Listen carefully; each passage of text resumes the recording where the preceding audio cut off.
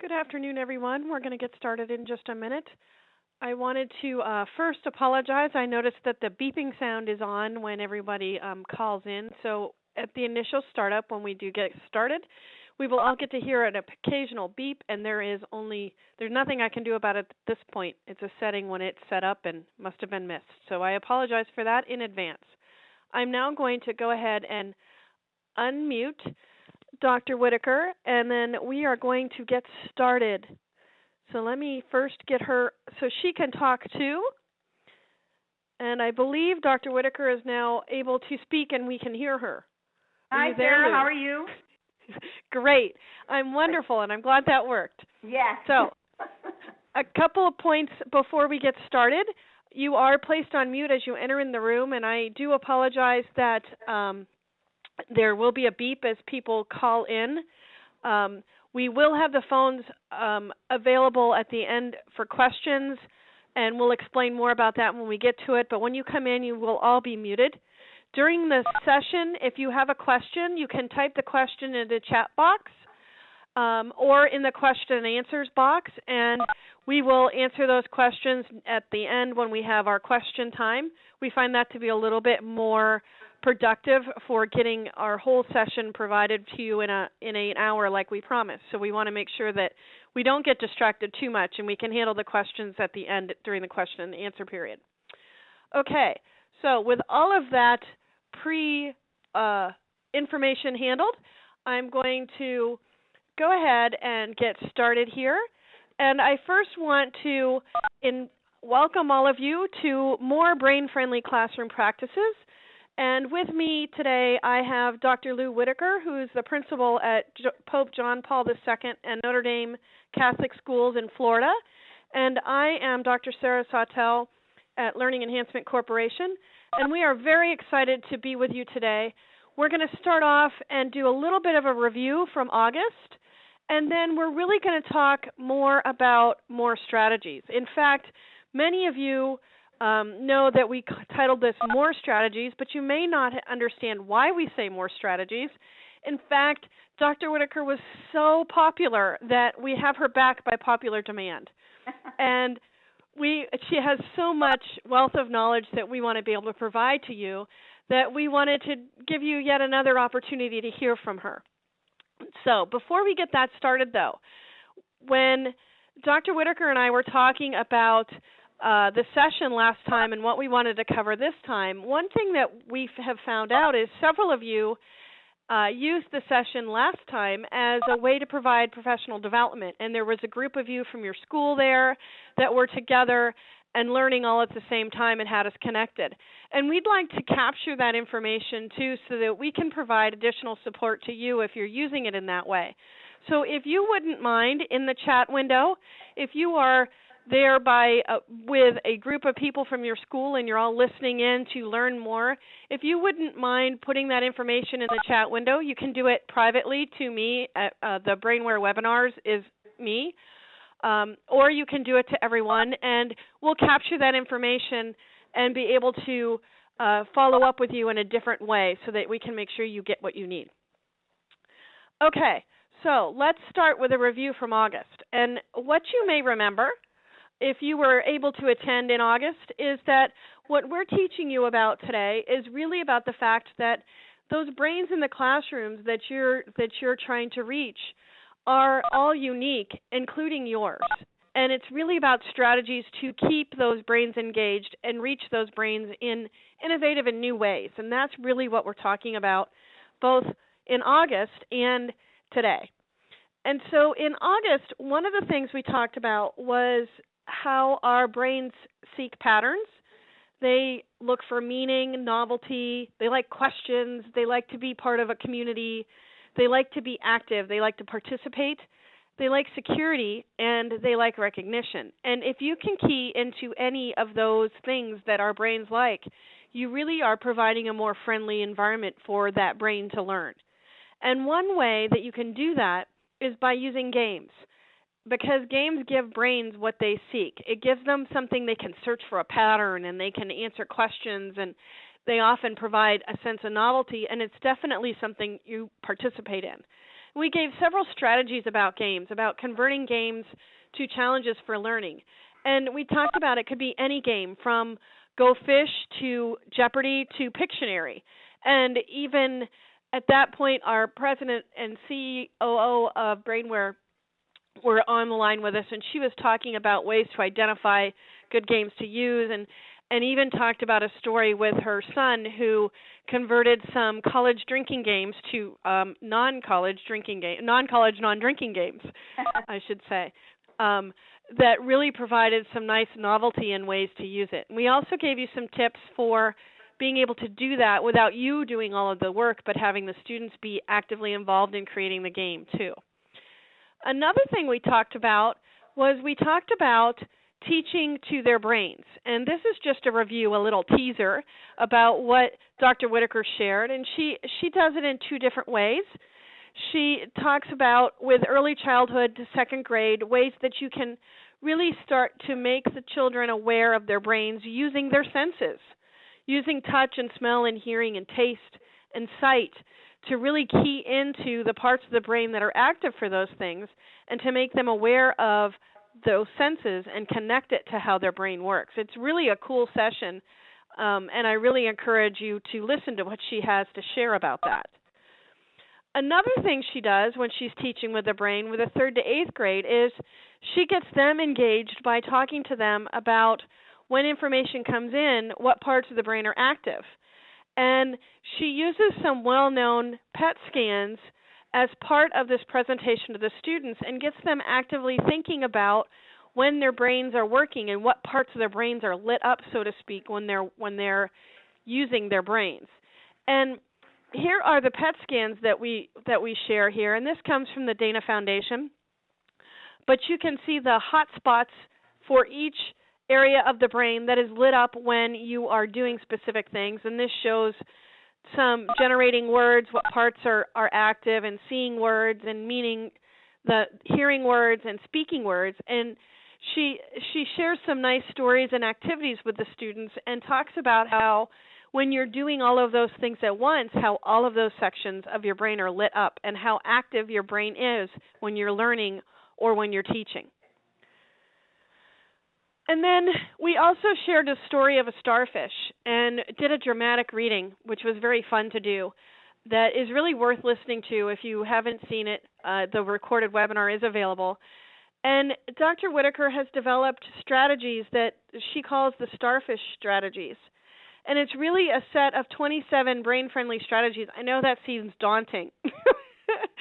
And she does present it in a way that is a mnemonic, but most mnemonics are short. So we also she has it provided as a handout that you can see things that you'll notice about these. And I just put the ones that stand for reach. But the 27 strategies are under reaching every single starfish. And it talks about making changes to one starfish. It's saving that starfish. And you can think of your students as those starfish. And using things like reciprocal teaching, it's brain-friendly, and an enriched environment, and active participation, choices made by the learner, and developing patterns, and all those kinds of things. And really, we were talking about the thought concept of considering it an ocean of possibilities. And wherever you start it, it will help a starfish.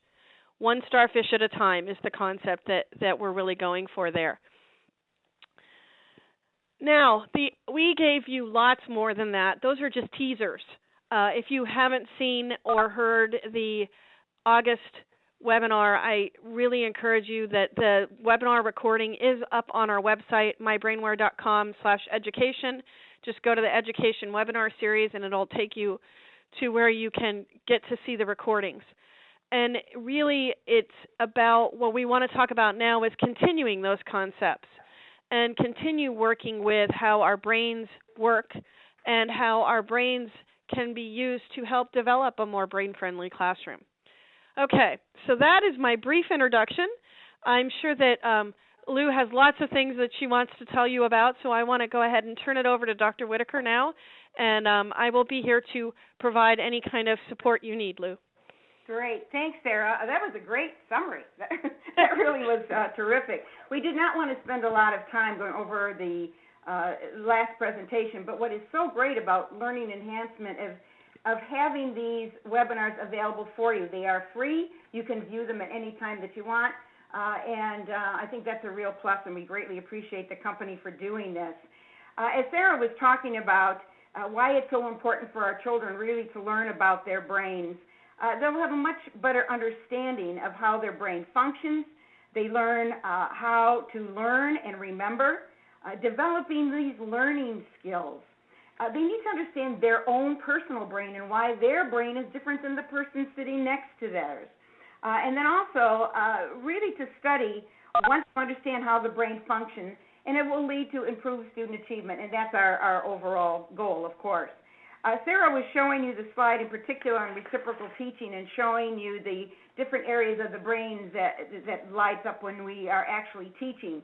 And that's one of the best teaching strategies is that teaching one another, because that activates more areas of the brain. I just want to throw in one little thing. Being a principal of actually 2 Catholic schools, many of you are going through state accreditation, and many times they ask you to provide research and so forth in your area. And if any of you are required through the National Study of School Evaluation, that's the NSSE, I know our Catholic schools, when they go through the school improvement plan, are asked to do one of the 7 goals, which is learning to learn. And this fits right in so perfectly of really teaching the children all about their brains. It would fit right in there. So let's move on now and talk about some of these new concepts. Right here, I'd like you just to look at the screen for a second. All of these little words on there, this is our agenda for today. And so as you kind of skim over these, there's many on there that you know, and there might be some that you don't know. What we've learned about the brain is that information and memory is stored according to our senses. And the example that I like giving in my workshops is talking about my grandma's farm. My grandmother lived in northern Wisconsin, and as a kid I grew up there and developed all kinds of memories and so forth. Well, one day as an adult, I'm down here in Florida, and I'm walking through the mall, extremely depressed because I can't fit into any clothes or find anything that I like. And as I passed a bakery, I smell bread baking. Well, all of a sudden, what happens? Boom, I start thinking about my grandma's farm. Where did that come from? Okay, the smell activated that memory because I always thought of Grandma baking the bread on the farm. You can hear, using your sense of hearing, the trees in northern Wisconsin have a rustling sound that is different than palm trees down here in Florida. And when I hear that crisp, clear sound, I think of the farm immediately. It just triggers that. Touch also. My grandmother had 2 beautiful velvet pillows in the living room, and I used to play with those as a kid. Well, I can be in my closet as an adult, going through my clothes. As soon as I touch something, immediately I start thinking of Grandma's farm when I feel that velvet. Taste. If I'm at a dinner party and they serve raspberries and ice cream, I will immediately think of Grandma because it triggered that. Again, seeing different things, seeing a picture of colored leaves. It can be somewhere on the East Coast, but I will think of Grandma's farm because that triggered that memory. So now we understand that information is stored according to our senses, but it's also stored in color. And that's why color plays such an important important part in our learning. And I'm going to come back to this agenda a little later on. Sarah, are you about ready? I want everyone looking up at the screen for just a couple of seconds. Everybody looking? Good? Okay. All right. Now, where were the purple dots? What purple dots? Yeah. This time, Sarah, I want you to show that again, only I want everyone to concentrate looking for the purple dots. You're only going to have 4 seconds to look at it. Okay, Sarah, ready? Okay? All right. Where were the purple dots? They were in the right-hand corner. How come this time you got the answer, but the first time when you looked at it, you had no idea what was coming off? Well, the second time when I told you, watch for the purple dots, I was priming your mind. You were getting you ready. I was preparing the brain Your brain begins to focus on what's important. The first time I flashed all those dots up there, you're like, what is this? You have no idea, and your brain is just scattered looking all over. So how does this apply in the classroom? This is a very easy teaching strategy. All of our strategies, truthfully, are pretty easy. We're just reviewing with you expert teachers to think, you know what, that's a really good idea. How can you do this in the classroom? For example, I just showed you that agenda. So you saw different words and so forth that we're going to be covering in today's presentation. But in social studies, for example, when you sit down, what's the first thing? Okay, guys, let's read chapter 12. Open your book, start reading, boom. The mind is not prepared. You're not ready for it. What you really need to do is, what is the title? Look at all the highlighted words in bold. Go all the way through the chapter just looking at the bold words. Now read the questions at the back of the chapter. You're priming the mind. You're getting it ready. So then when you start to read, all of a sudden your brain will go, oh, I remember, that's one of the questions, okay? So priming the mind is a very simple thing that you can do within the classroom. Another example is in math. What I like doing on the very first day of school is tell the kids to take their math books home and say, okay, what are we going to study this year? And when we come back, we're going to have a little discussion about it. Let them look through their books. Do it right in the classroom. That's fine. There's going to be stuff in there. They have no idea what it is. That's okay. That's what you're doing is priming the mind. And then eventually, when you get into the multiplication, you're going to see symbols. You're going to see objects and so forth that you've never seen before. But you're getting the mind ready. You're getting it set so it will retain more of that information. Does that make sense? Sarah, is that clear to you? It makes great sense. I have another suggestion that I often share, and that is when you're teaching an age that you don't necessarily have textbooks that they look at and read, but you do bulletin boards. You could do bulletin boards for several of the chapters or units ahead of time and have them up in their room so the students are at least seeing them in advance. Perfect. And they can make the connection. Perfect. Exactly. It's a wonderful way also, obviously, to review in that, but you're really setting the mind because, like I said, all of a sudden the teacher starts talking, you have no idea what is coming. Just like those purple dots, you had no idea. But once you were primed, then you were set ready to go. So, again, that agenda, the idea, if you look back at that agenda, it showed all different words. This is perfect when you're starting a whole new unit. Just put the vocabulary words, scatter them all around the page. Have the kids look at them, have them circle the ones they know, have them put an X over the ones they have no idea, and then as you teach the unit, keep bringing that agenda back. Okay, do you remember where you were? It's like when you go into a mall and you look for that map, and you're like, okay, where am I? Whoops, we're back up just a little. Sorry about that. That's all right. And you walk through the mall, and you're looking for that. You are here. The brain is looking for that. Where am I in this whole learning process? Okay, you are here. And then you bring that agenda back. Okay, now I got this, and this. And then you teach a little bit more. You bring the agenda back. And then at the end of the unit, say, look what we covered. It really is amazing when children go home and the parents say to them, so what did you learn today? The answer is always the same. Nothing. Okay? I had one teacher that actually, as they would prime the mind and do their agendas, they had a huge timeline around their classroom, and they could see everything that they learned. It's a wonderful way to have the brain just wrap their ideas all around that. So, okay, let's go on to the next thing, and let's talk a little bit. There's those purple dots again. Let's talk about non-conscious learning. We are constantly learning all the time. I mean, your brain is aware. You are picking up clues about me, about this company, about the people that you're sitting with. Anytime you take a workshop, when those students walk into your classroom, you are constantly learning and developing ideas and so forth. So how much of your learning do you think in your lifetime is non-conscious?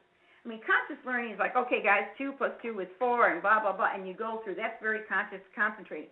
But there's non-conscious learning going on. How much in your lifetime is non-conscious learning? Do you have any idea what percentage? You guys in your I group? don't. Okay, you can throw out some ideas. Some people usually say, well, I bet it's pretty high. It's 75 or maybe even 80%. Well, believe it or not, it's 99% of your learning is really non-conscious. And this is a typical way to prove this.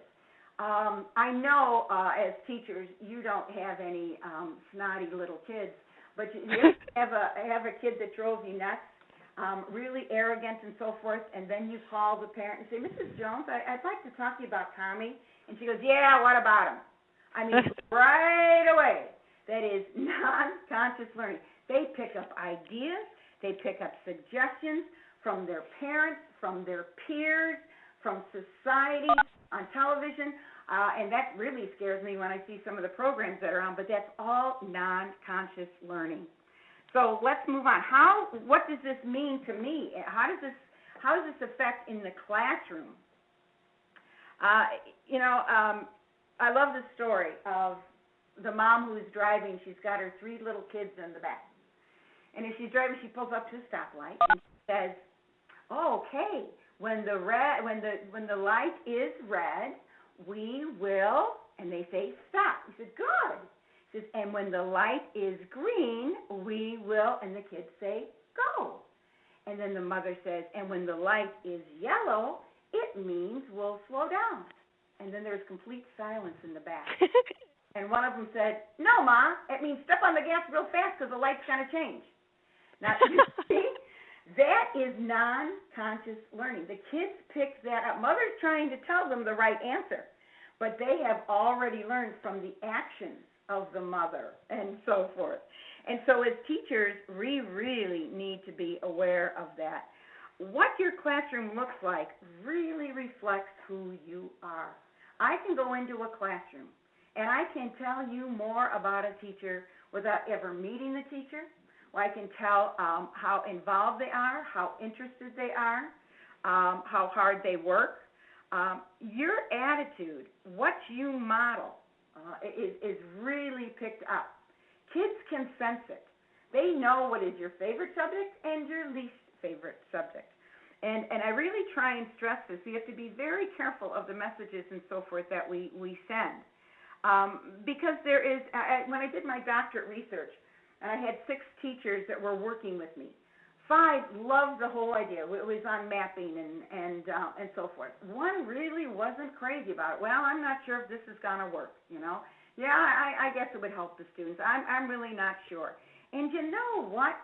There was a direct correlation with the teacher's attitude and the performance of the students. Isn't that amazing? It's called research. It really is. The teacher, you are so important, you have no idea. You get excited about something, the kids will get excited about it. You like a teaching strategy, it's going to be positive. If you don't have that excitement, I got news for you. That's non-conscious learning, and it's going to come across. They can read you like a book. So just to be very aware of that. Sarah, any comments on the non-conscious learning? I never really thought about all those little things as non-conscious learning, so it's really interesting to put it in that perspective. I mean, we talk about the fact that we learn from just watching people, but I never really made the connection. That's pretty cool. Sure. Okay, now everybody look up here on this next slide. Okay, what are these pictures of? This is no trick or anything. Okay, it's pictures of faces. Okay, good. Next slide. Okay, and what are these? These are real cute, and these are just pictures of animals. Okay, let's look at the 2 pictures again. Let's put them side by side. Now look at the top row and look at the last drawing on the far right-hand side. Look at the top and look at the bottom. You realize it's the same drawing. And yet when I showed you the top one of all the faces, you said faces. It was a man.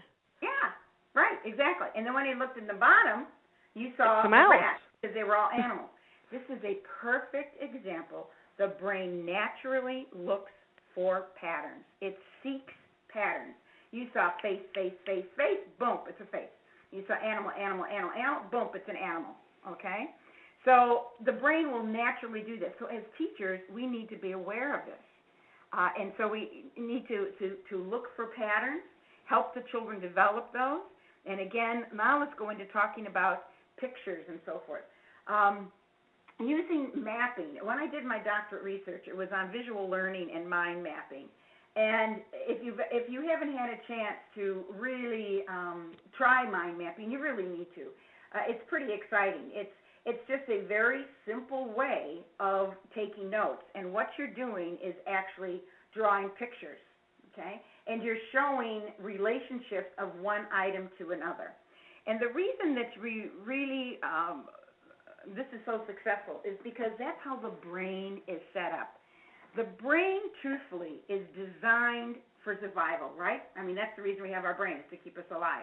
If you go back to caveman days, before reading, okay, it was very important for them to recognize the faces of everyone in their tribe. That's why the brain will remember a face before a name.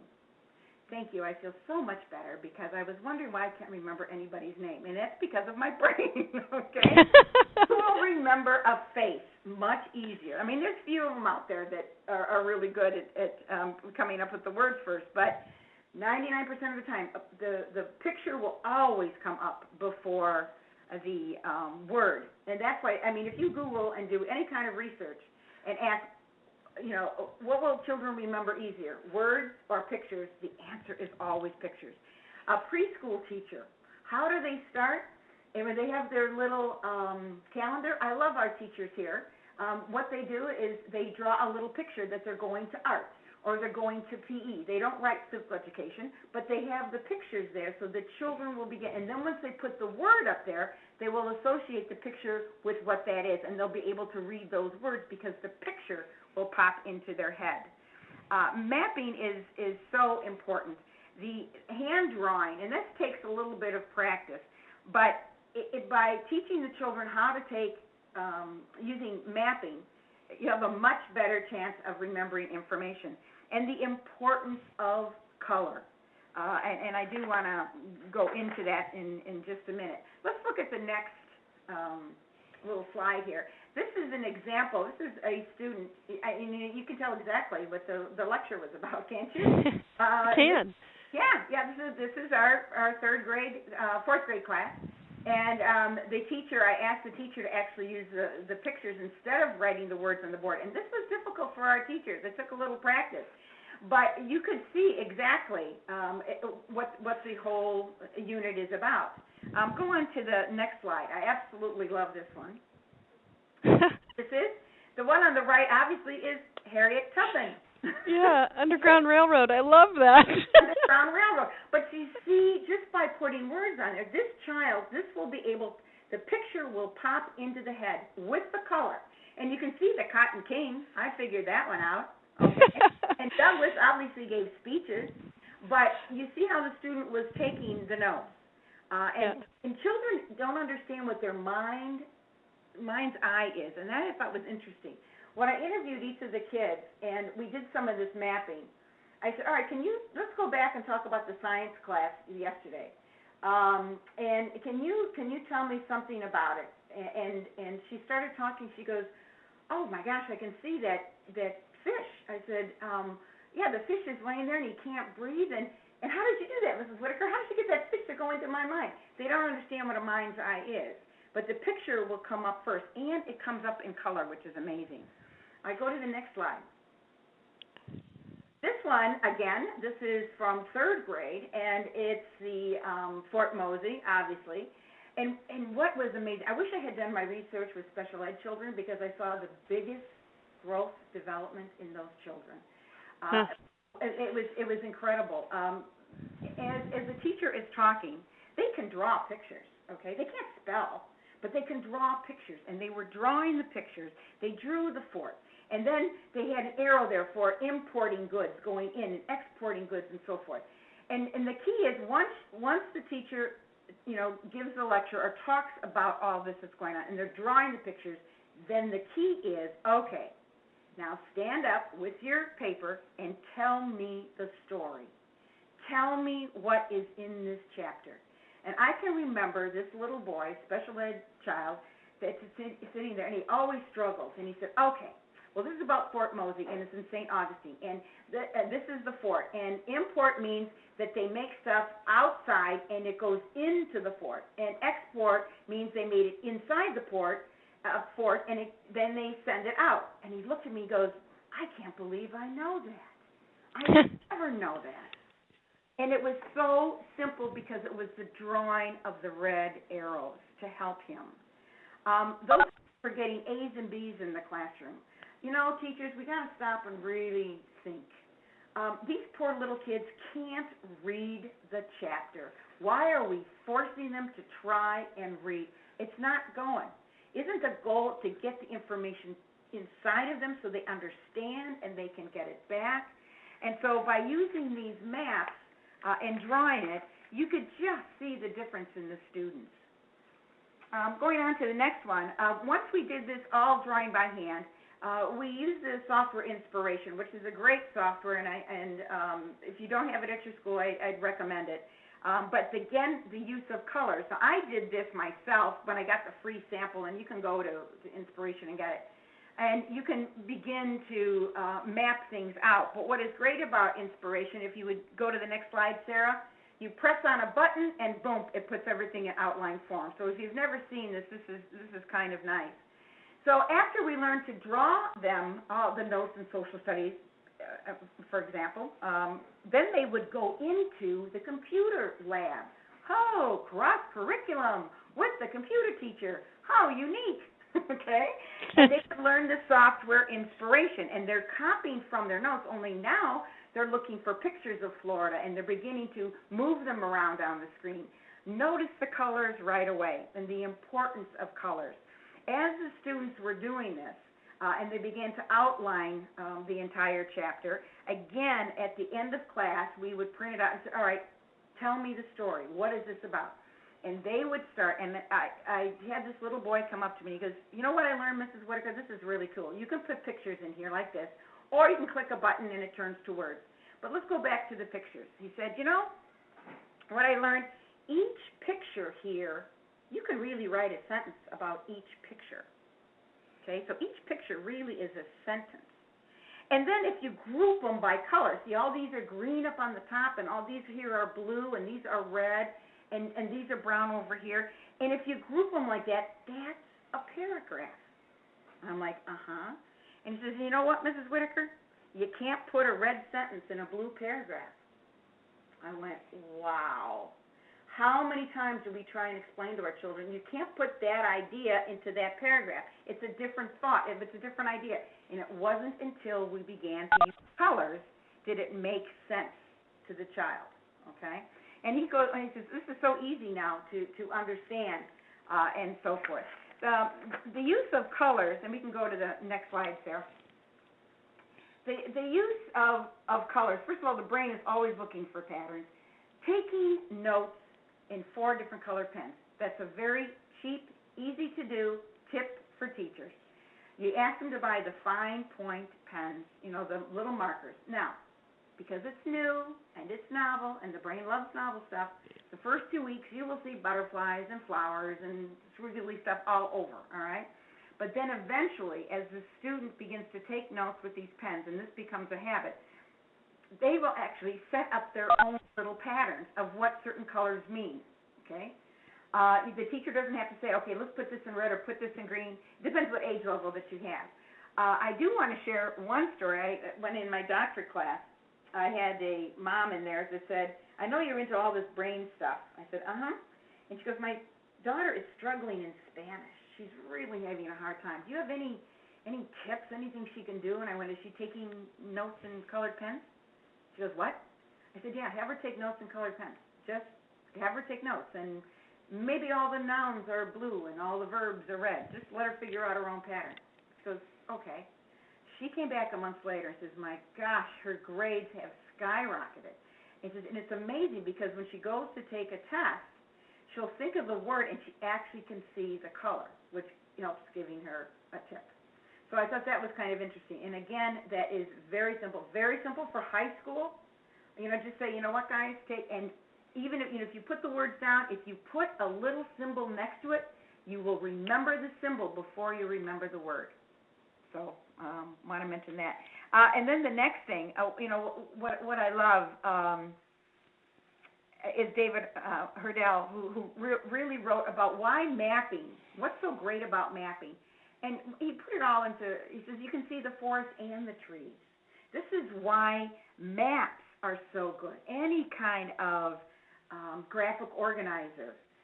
It helps the mind organize things. And if you can add color to it, that's even better. Okay? Then there's one more little one that I really want to talk about, and that has to do with intrinsic rewards. You know, how do you develop self-esteem in a kid? We always thought it was, well, you got to give them compliments. Oh, my gosh, you're doing so good. Johnny, you're so good. You're doing so great. That doesn't do it, guys. And we thought, well, we'll give them a reward. I have seen so many trophies and so many awards, right? I mean, you see the Little League guy. Every kid's got to come home with a trophy. I mean, my nephew's only 9 years old, and he's got a shelf full of trophies, okay?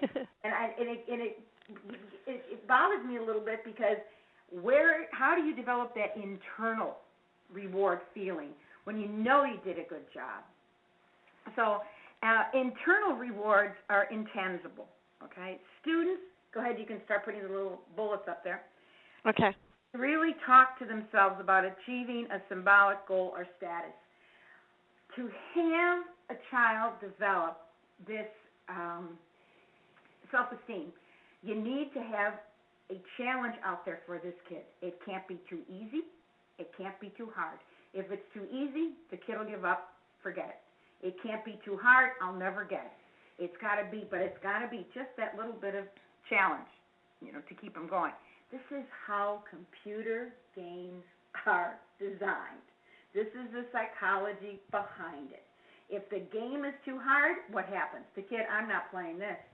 If it's too simple, this is a baby game, and they drop it.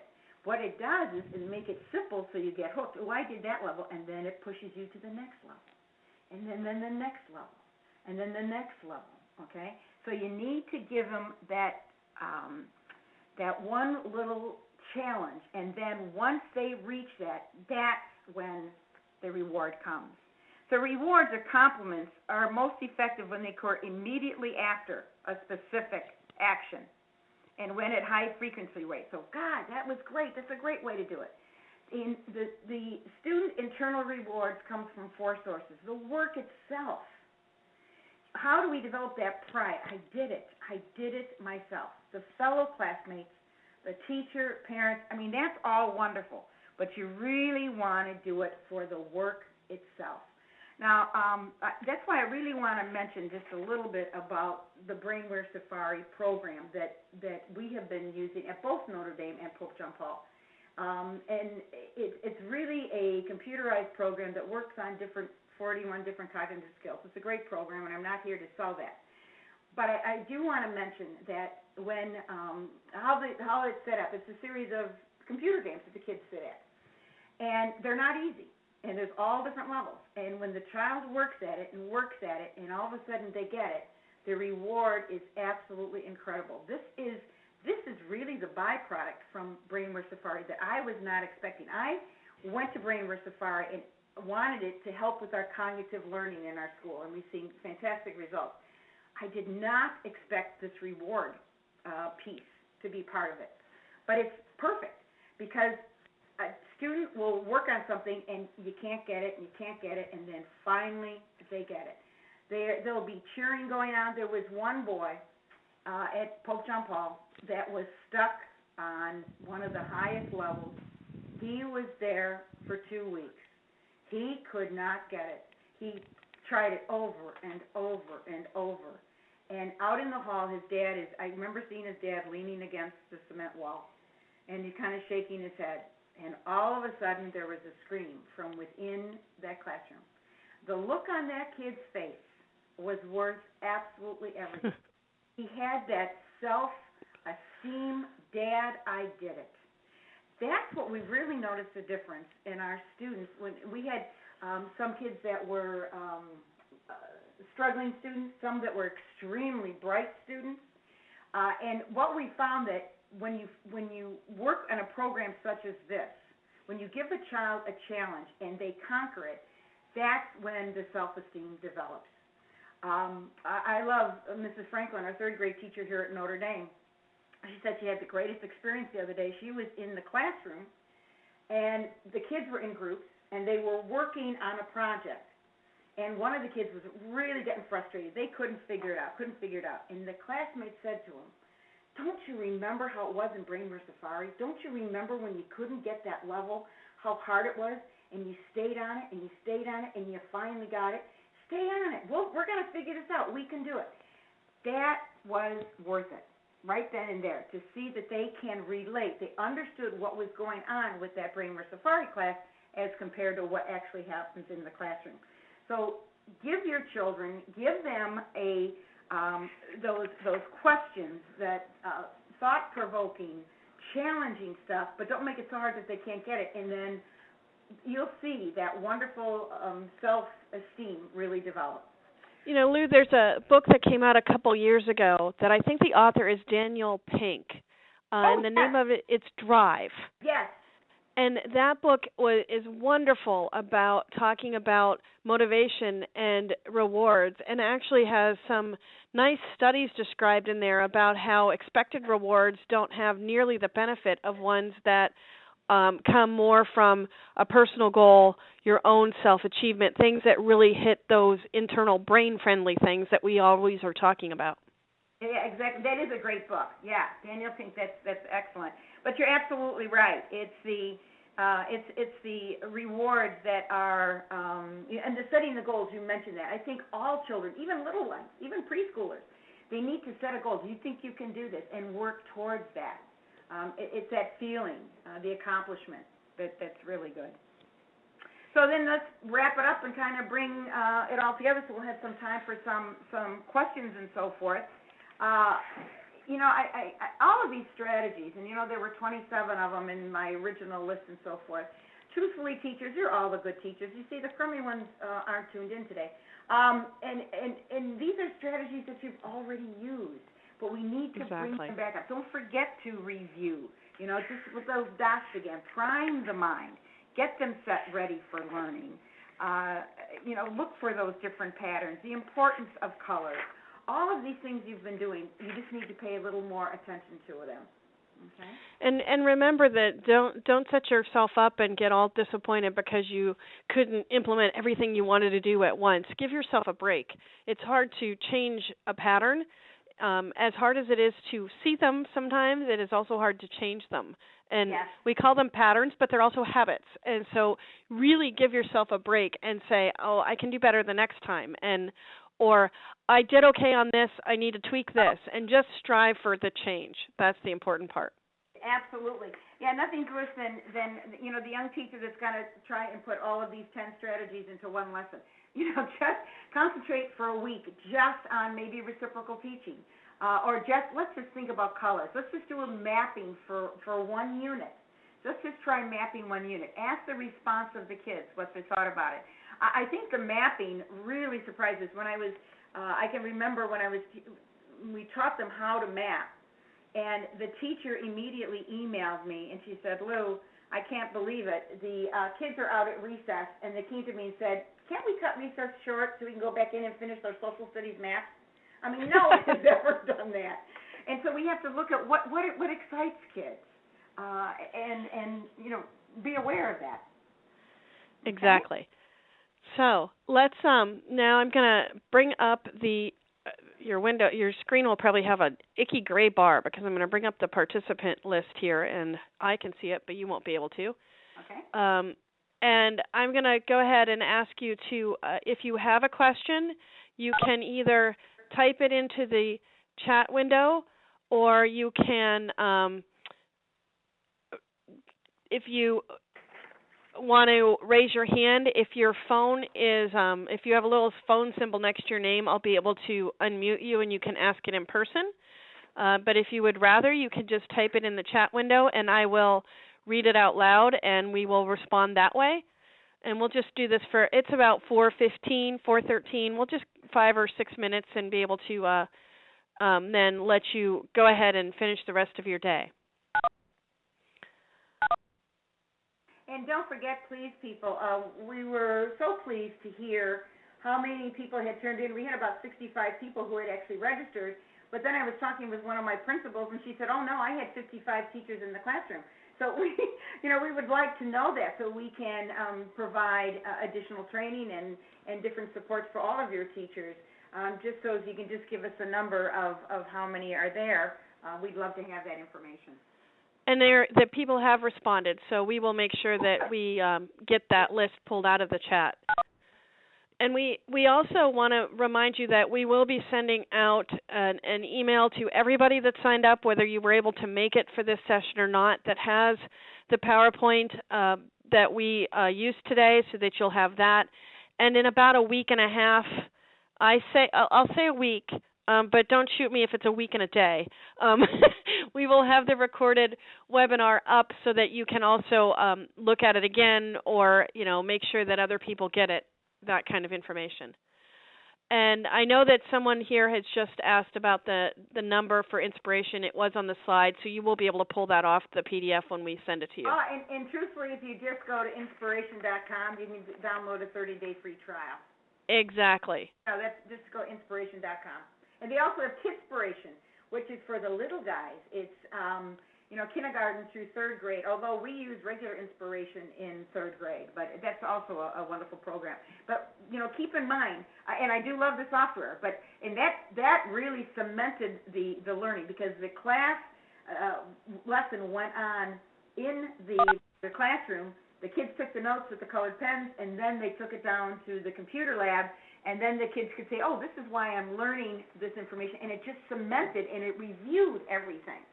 So yeah, I have some experience with that software too, and I found that when teachers started with the software, it wasn't nearly as powerful as starting with the blank sheet of paper and doing it, from okay, let's see what this concept is, and learning what mind mapping was about, so that then when they did go into the software, they weren't trying to do both tasks.